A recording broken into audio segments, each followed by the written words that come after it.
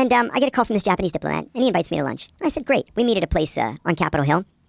And I remember that lunch very well. I remember we talked about Israeli elections, we talked about Turkish elections, and we talked about the Arab-Israeli peace process. And at the end of the lunch, he says to me, and I should add, his English was so bad that we had to do the lunch in Arabic.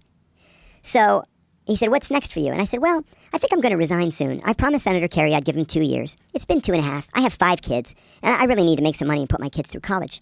And he goes, oh, no, don't do that. If you give me information. I can give you money. And I said, what the fuck is wrong with you?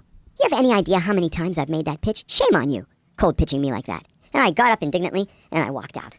And I walked, and I mean directly without stopping, to the office of the Senate security officer. And I knocked on the door. I went in, I said, hey. I was just pitched by a foreign intelligence officer. And he goes, was it that damn Russian again? And I said, no, it was Japanese. He goes, Japanese? I said, I know, right? He goes, well, no, sometimes they poke around looking for trade information. I said, this didn't have anything to do with trade information. I don't think. I don't know. We didn't even get that far. He said, okay, do me a favor. He said, I've got a standalone computer here that's not connected to the internet. Write it up as a memo, and I'm going to courier it over to the FBI.